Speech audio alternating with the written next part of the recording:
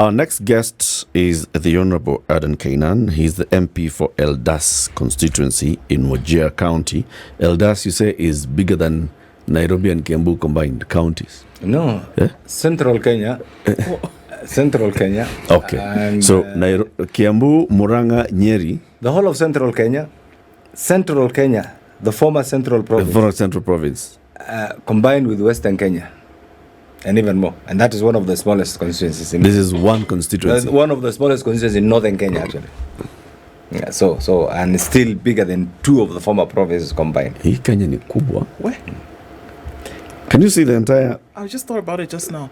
We're talking about the one entire constituency. Western province has Kakamega, Vihiga, Busia, Put the whole of Bungoma. Western province together, add the Central province. That's one. Yes. Eldas. Yes. I now understand why this gentleman doesn't want to be a governor. He's already a governor of 2 counties. No,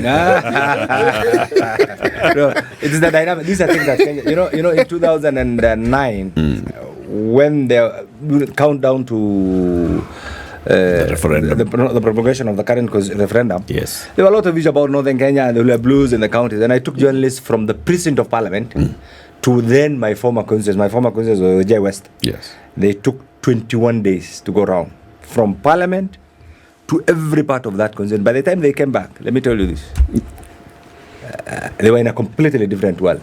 So and I challenge you, do the same. Go to Wajir South. Wajir South is maybe the whole of Western Nyanza, Nairobi, Central Province combined. Wajir South is even bigger. Okay, now, yes. So you take these journalists from the precincts of Parliament, and I took them to every part of my former constituency. And then you want us to just leave here and go by ourselves? You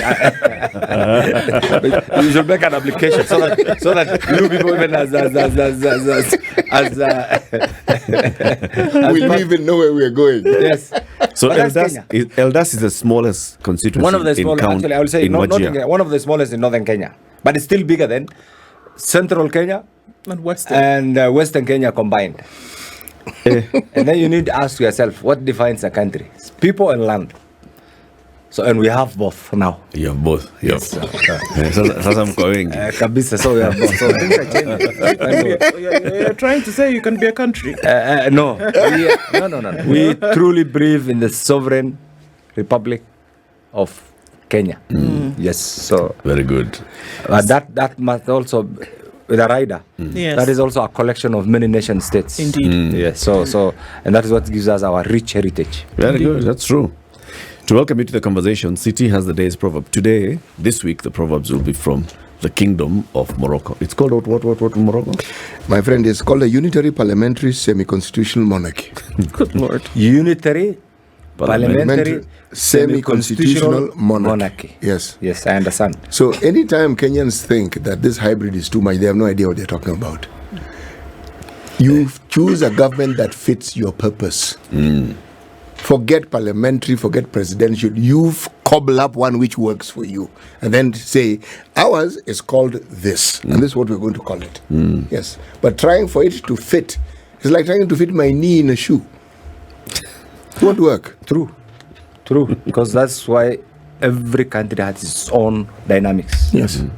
And those dynamics are inherent. Yes, and you can't take away. That's why the British and the French, in their own wisdom, used different approaches to suit their form of colonialism. Their form of colonialism, taking into account the thinking, the aspirations of the locals. So in some areas, direct rule, in some areas, indirect. For French, it was difficult assimilation. That's why it has failed completely. Because you only had to ape the French. No reasoning. Yes, that's why it's crumbling. City, the proverb? Yes, by all means, trust in Allah. But first, tie your camel. True. That is why God has given us the brain. That's why we are different from the other beings. Look at the animal beings. They don't have the brains, but they have the edge.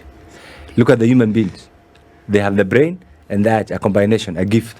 That's why God is saying, I have given you an embodiment of the brain to think. Okay?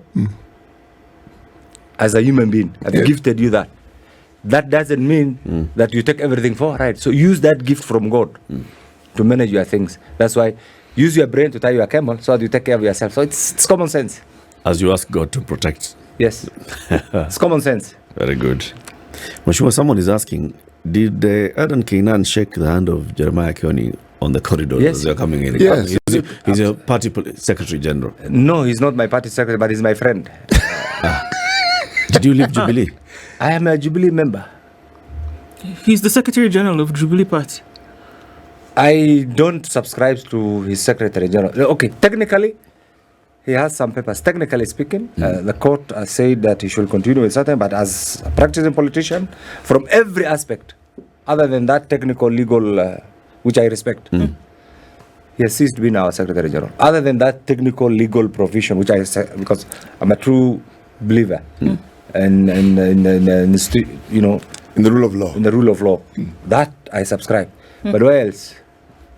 Okay. You have just been seeing one man moving around alone, with no member of parliament, with no MCA, with nobody else, with his Sufria. So Sufria constitutes a member of his political outfit. So who's the leadership of your party? Which leadership do you subscribe to then as a party member?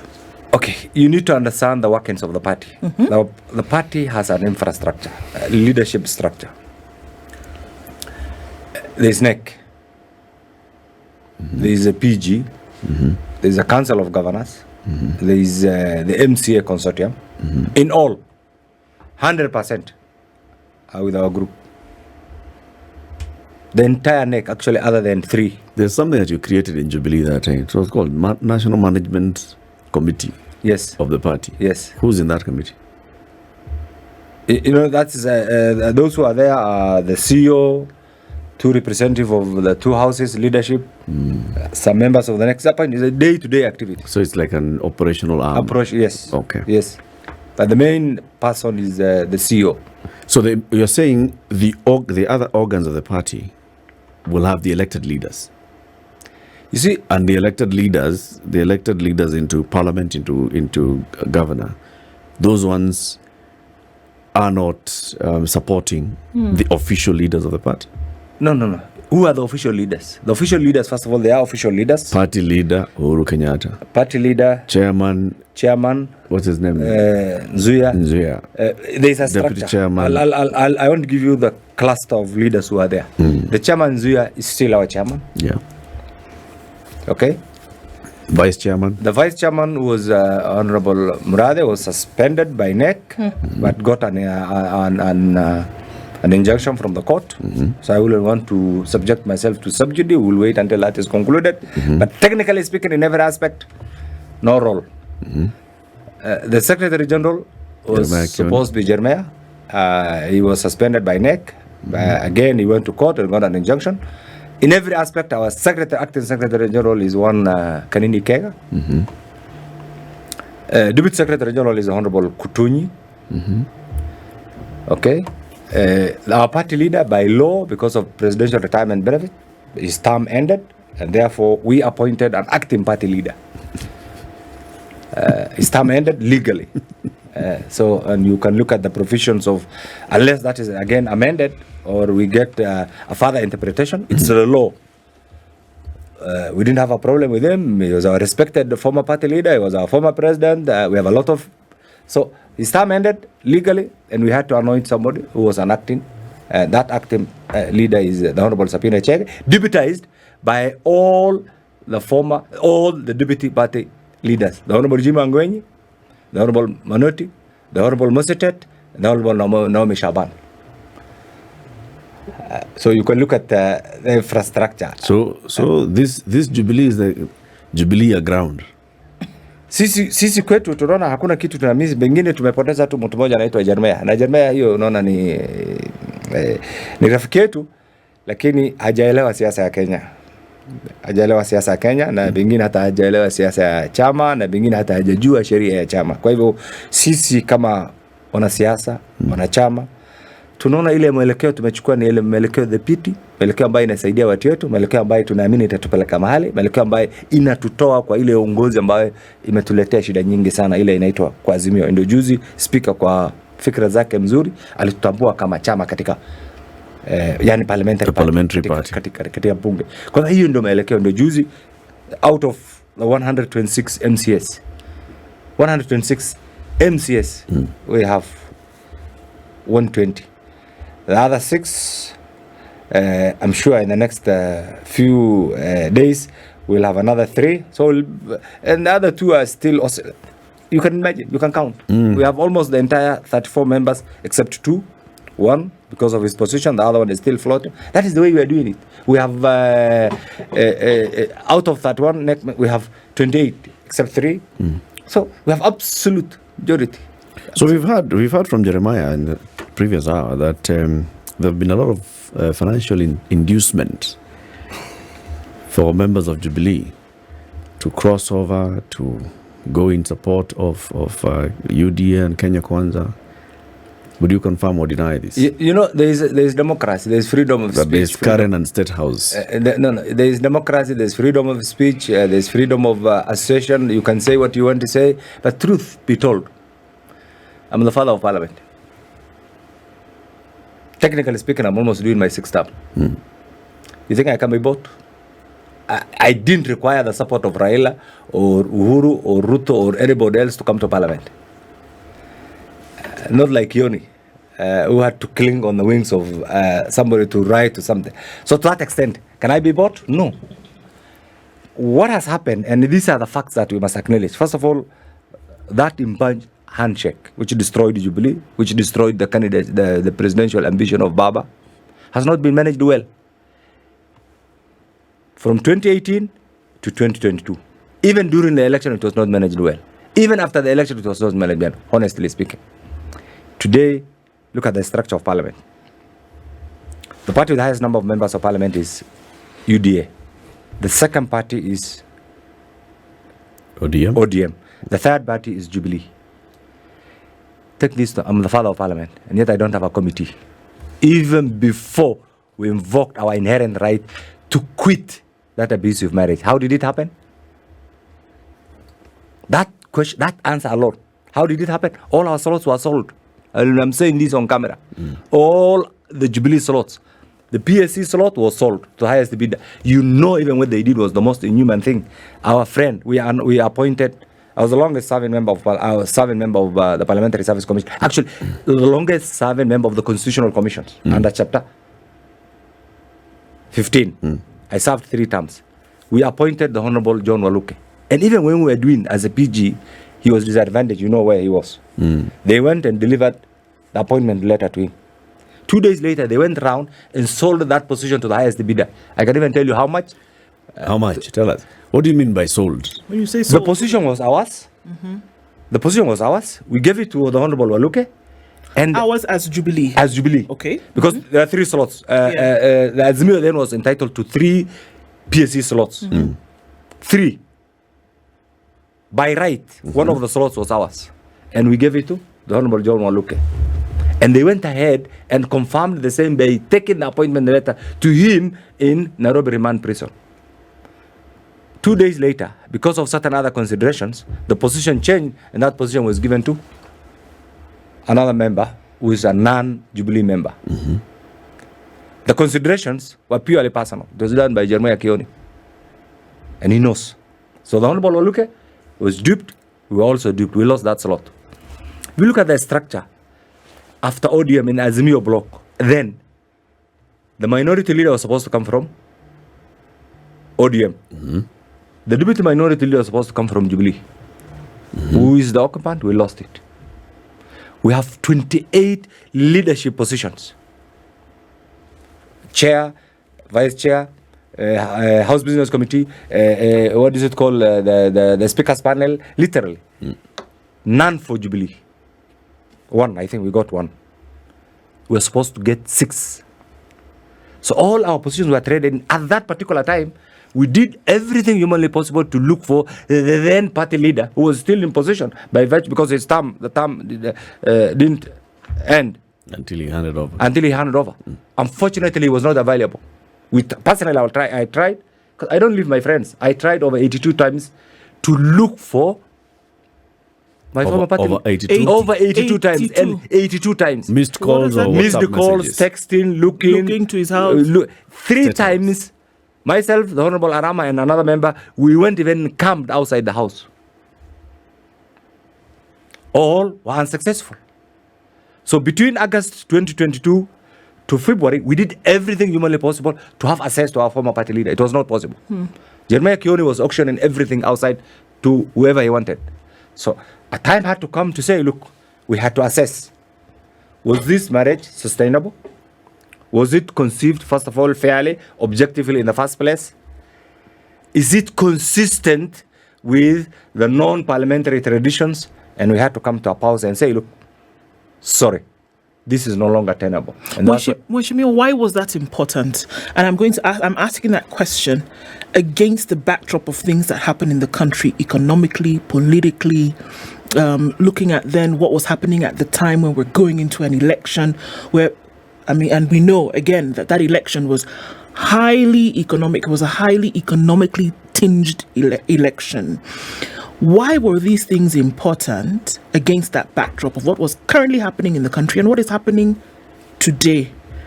I think you need to get the time frame. The time frame was immediately after the election between August and February when we made that decision.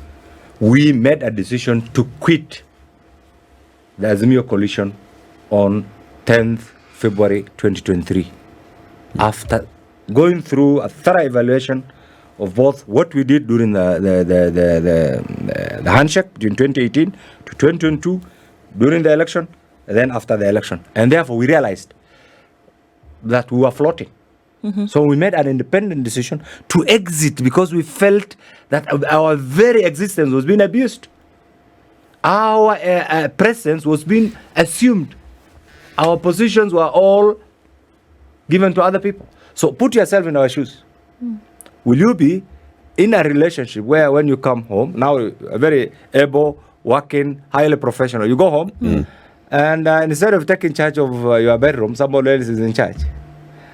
Obviously, you will not be party to such an arrangement. Or you go outside there where you have parked, you find somebody else saying, this car is his. You have two options, to put a fight, to report to the police, or to leave. It's because of a very difficult... You see, you need. What I'm saying is factual. Find out. Do a computation. Jubilee has 34 members. And I challenge you, do a computation. Why were we subjected to that both practical and rhetorical subjugation? The answer is one. I think there were some people who were very unhappy with the handshake. They felt that they didn't achieve what they wanted. And therefore, they were on a revenge mission. We felt we were the wrong people because we were not the architect of a handshake. We didn't contribute. We found it. And we just became a subject of the handshake. So whoever had a problem with how things happen, I think just felt that we were to pay. And unfortunately, at our age, during our time, with our experience, why will I subject myself to such abusive marriage? That is why we sought the intervention of the Speaker. And we invoked the legal profession, the standing orders. We invoked the political parties act, and we say, look, can my right, our collective right as a group, be subject to the whims of an individual who doesn't think the same way that we think? I can understand that, and it makes sense at an individual level, right? As a group, both as an individual level and also as a group. I can understand that. And I'm also coming from the place where I look at millions of Kenyans who saw this political party as an engine to bring in individuals who would represent them, who would legislate for them, and who would essentially lift them from one place to the next. And so now they're party to this thing that's going on. Which thing? Maybe you can clarify. This, chasing to say, look, we've been mistreated as a party, to this moving power from one hand to the other. No, I think you need to get this. Let me explain to you maybe finish your question. Yeah, let me educate you on the workings of Parliament. Let me put some agency to it and say, look, whatever was happening in the party, Kenyans are looking at what's happening here and asking themselves, how does this affect us as Kenyans who voted? And that's my question. All of these things that were going on, what importance does it play on the existence of Kenyans who went to the ballots? Absolutely. I think that's a very good question. First of all, Kenyans made their own conscious decisions on 8th August 2022. How you voted, what informed, happened on that particular day. Whether it was regionalism, whether it was tribal, whether it was purely political persuasion, whether it's other considerations, Kenyans made their own decisions. There was a dispute. The Supreme Court affirmed the decisions of Kenyans, okay, by unanimity. But that's been the case. Look at, let me come back to the issue of, and I know I can understand what you are alluding to. Jubilee has not failed to exist. Adan Kaynan has not failed to perform his legislative, budgetary, representative role. No, I still continue to do it. In fact, if anything, I'm doing it better than when I was part of that abusive marriage. And this is the way. Jubilee now has been recognized as a parliamentary party. And therefore, we support what is good. We oppose what is bad. If something is not good for Kenya, I can tell you, I'll be the first one to oppose. As long as that's not driven by hate and political malice. That is why, and I want you to understand this, my good friend. There was supposed to be, interestingly, I'm the one who was supposed to be in charge of the coalition making within Jubilee. Yes. During the countdown to the election. And I can tell you, I've never seen that document. And I didn't sign it. I've never seen that document that informed the Azimio coalition. On the face of it, I'm supposed to be the national deputy chairman of Azimio. I have never seen it. You see, this is what been my corruption. That's why God, in his own wisdom, God is very fair. Didn't allow this thing to materialize on 8th August. And I thank God that didn't happen. Because maybe right now we'll have been in a different world. That being the case, I want you to separate two things. Okay. The fact that we have invoked our basic rights to quit the Azimio coalition does not in any way impair my performance as an individual or our performance collectively as Jubilee Group. If anything, we are doing it better. Because in the past, we will be whipped, we will be told, don't think out of it. You know the way they do it. Sit here, don't move, don't greet so-and-so. If you have to greet, you must get my prior permission or authorization. That's the ODM style. At my age. And remember, one time I was the national deputy chairman of ODM. So I know the structure and the thing. That's why now the poor guy, Junet, has been used. And right now they're trying to... we will not allow it even there. It's very unfair. That's what they did to... And I want to tell Junet, wherever he is, he's a product of a very courageous, very able, highly... In fact, I will say that it's great Junet who has given them the legitimacy in the impetus that led to whatever vote. So, Junet, wherever you are, stand firm. We will support you. All of us were subjected to the same mistreatment. Wetangula was subjected to. Mudavadi was subjected to the same. Adan Kaynan was subjected to the same. The Honorable King was subjected, and many others. This will be the making of great Junet again. Stand firm wherever you are. Don't listen to their harassment. We will support you in every way possible. That being the case, and you can see that is the politics. Take this. The fact that we have said we cannot be party to this, and we are not the only ones, we cannot be party to this abusive marriage. We want to function, let's separate. Doesn't in any way, and this is the question, doesn't in any way stop me from fighting for the rights of Kenyans. And that is what I will continue to do. So you're still performing the role for which you were elected? Better than even when I would have been in that particular... Because that coalition is owned by one person. Right now, my head, all my 6 senses, the 5 known, there are two other imagined. I'm working, functioning, without any pressure.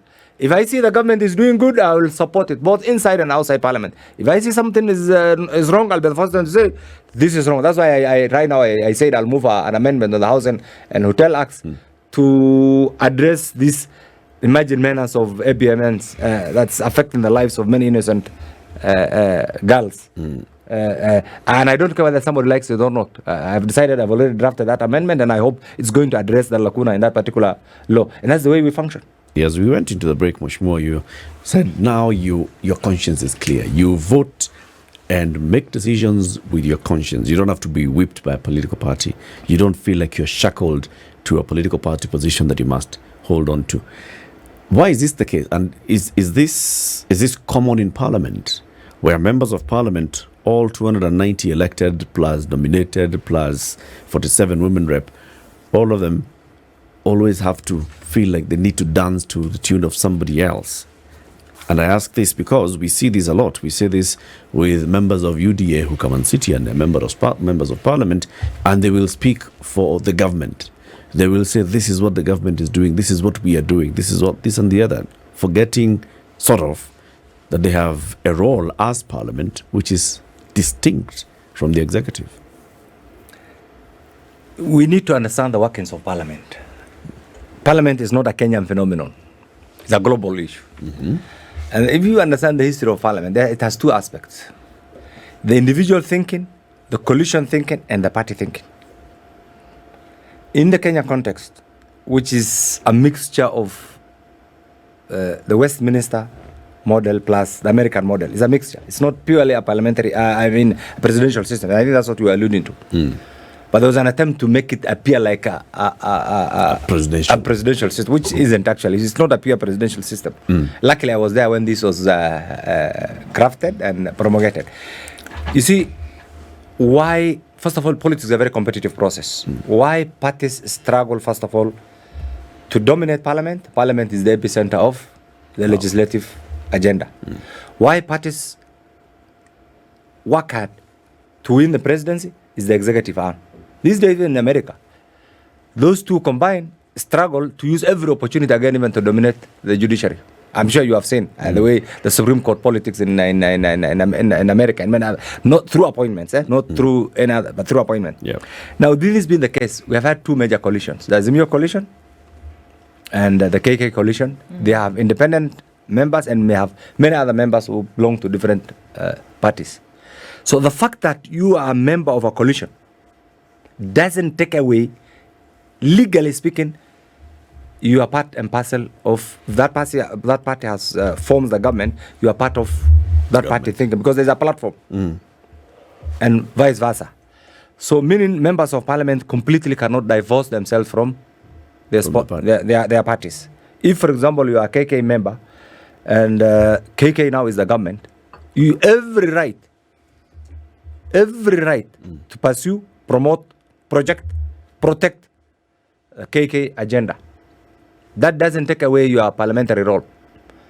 Because the KK agenda in parliament is mostly maybe on legislations, on oversight, on budget making, and that again conforms with your individual role as a parliamentarian. So me, that I don't see a problem. And therefore those members of KK who are promoting their party ideology, I think they're perfectly in order. Because which comes first? Is it your role as a legislator to oversight, to represent your people, or is it the responsibility? It is the same thing. It's the same thing. When you do oversight, you are doing your work as a member of parliament and you're oversighting the government. Oversight of the government does not mean always that you must critique, you must badmouth. You must make sure that the government, the executive, does the right thing. The right thing. Following the right process. Maybe what certain individuals expected is individuals who will come here and engage in rhetorical outbursts against the government. That is not the way it works.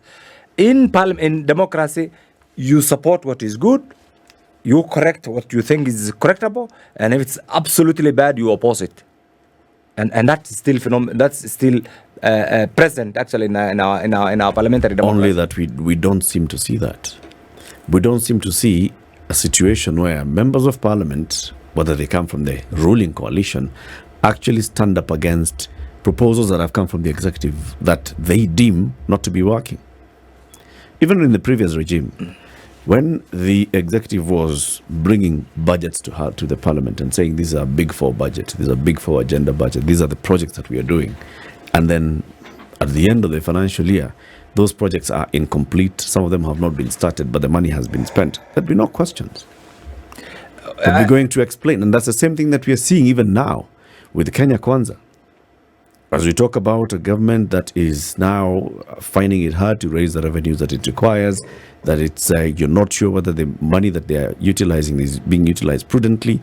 The projects that were earmarked are the ones that are being run on the ground. If you talk about a law that has been passed, has it followed due process in terms of implementation? We don't see those questions being asked by Parliament.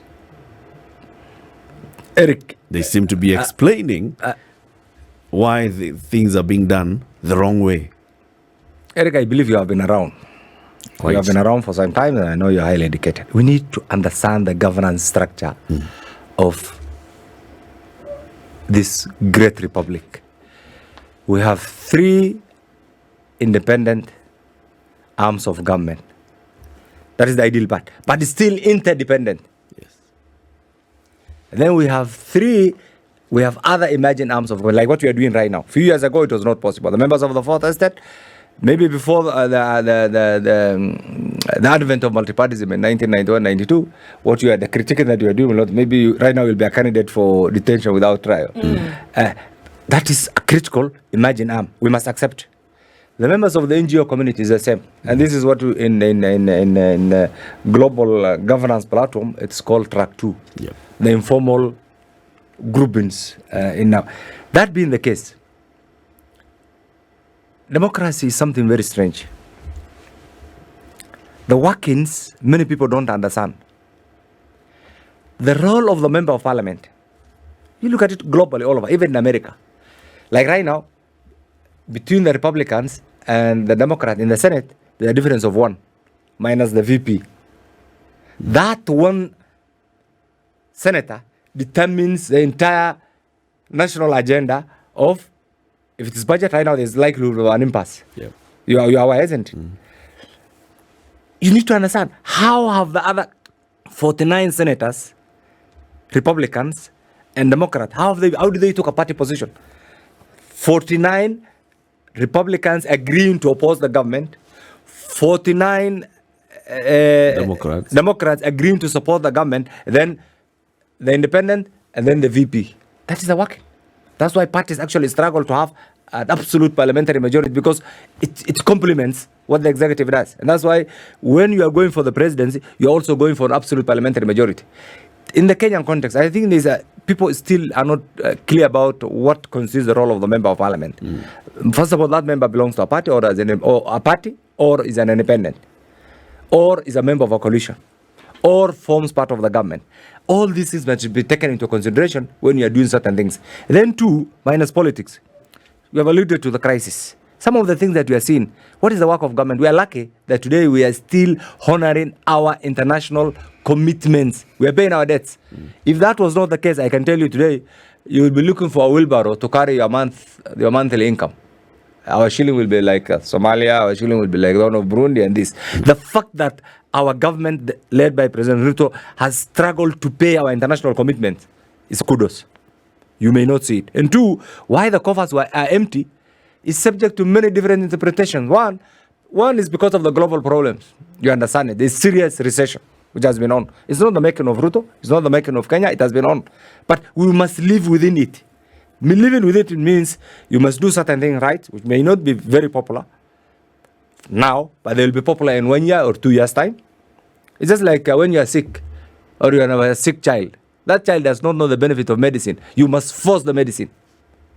That medicine will be beneficial as part of the recovery process. So right now, it's true that we have a serious economic problem. It's true that the cost of living has skyrocketed. But who contributed to this? We all contributed. We all contributed. How? Because we all contributed, meaning, you see, you have elected somebody. Look at the voting pattern. I don't know how Eric voted.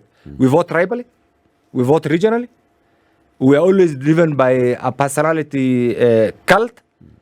And therefore, when you are voting, you may not vote for the best. What has happened? Kibaki did very well. Mzee Kibaki did very well. What was the GDP of Kenya when Kibaki took over? Less than? $1 trillion. No, less than $1 trillion. Actually, it was about 200 billion. Within 10 years, 1.7 trillion. What magic did he do? Prudency, painful decisions. Of course, the global economic environment was slightly different. I can bet. Take this to the bank and record it today. By early next year, the economic indicators, people will be saying, we now believe what President Ruto was doing. And I'll give you this, and I always use this as an example. Amongst all the countries that have succeeded, and I want my good sister here to know this, among all the countries that have joined the League of Developing Nations, were the decisions popular? The South Korea, the decision that they made in 1968, that has moved them from a struggling economy with no known resources to one of the leading economies today. How did it happen? Painful decisions that have even led to military coups. Look at Indonesia. How did they do it? From a struggling third world, today one of the leading economies. How did Singapore do it? In 1975, I can tell you, when Singapore was about to leave Malaysia, the then Prime Minister, the Senate, was not sure even how he was going to pay the salaries of the public staff. There was a question. They disagreed. They say, no, we are not ready for independence. He said, no, let what happen, we must go. They got their independence. 5 years, Malaysia was paying for the public service salary. I can tell you in 10 years, Singapore was lending Malaysia. We also saw things. I want to explain to you. Allow me this last one. China. China. You know the man who made China this very successful, highly energized, highly developed country? You know the history? Painful. Those things were not popular. If every time we want to ego message the public, do this. Today, regionally, and this should be had by everybody.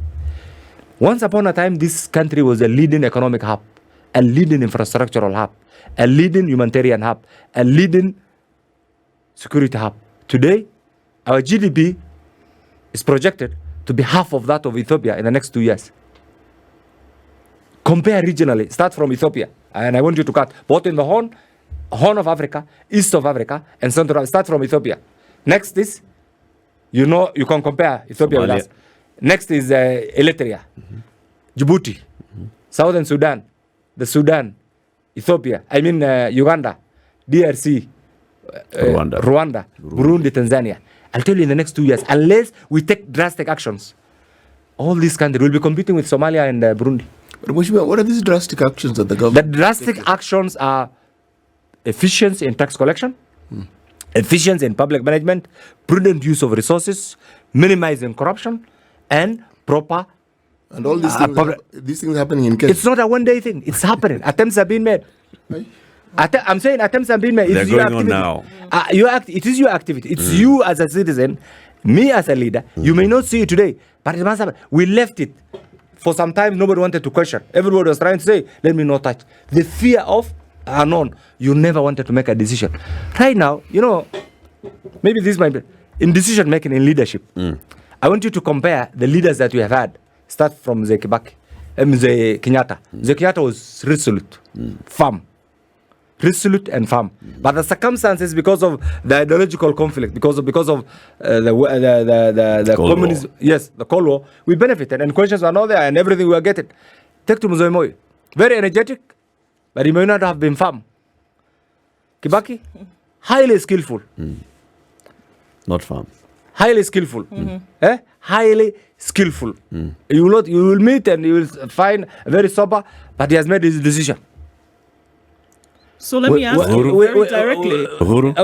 We have my friend Uhuru came and just say, okay, let the status quo continue. He didn't make serious decisions. He just said, okay, he's happy, comfortable. He didn't make serious decisions. Which decisions that benefited? All this infrastructure we talk about, it happened by itself. If I was asked, yes. And I'm just asking a simple let me explain to you. If I was asked, yes, when we were thinking of SGR, my idea would have been to use the same resources to tarmac all the roads in Kenya, and it will have been enough, and check my initial report on the SGR, and that we did as a member of PIC. But later on, but he was resolute, and he went to the SGR.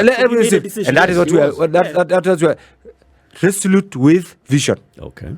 Now we have a president who has a combination of this: as energetic as Raila, as skillful as Kibaki, as resolute as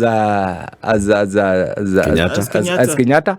These combinations, for now, it's painful, and we all understand. These decisions we are making today ought to have been made in 1963, 1968. Now back to my question, Mheshimiwa. Okay, all those things. Let's just look at the last then from Kibaki, and the things that Kibaki did in his 10 years, and then Uhuru and Ruto took over in 2013. And the decisions or indecision that we witnessed in the country for those 10 years or 9 years of their presidency. And now you're saying that we have a leader that is making decisions and moving. All of them need to be enabled by Parliament, right? So are we then saying that Parliament enabled the bad years of Uhuru? And that does not then go back to the question that I was asking. Does Parliament actually have a backbone, a spine, or is Parliament usually just swayed by whoever is in power? Today, because you are aligned to the Kenya Kwanza Alliance, you will speak very well about the Kenya Kwanza and the programs that they had. Previously, when you were aligned with Jubilee, you would speak very well about what the Jubilee programs were. The SGR, okay, yeah, we didn't agree, but you see, it's going to open the country. The debt we need to borrow because we need to grow. In fact, you still give us the same examples. What's the role of Parliament in ensuring that whoever is in State House and running the executive is doing the right things for the country? That's a very good question.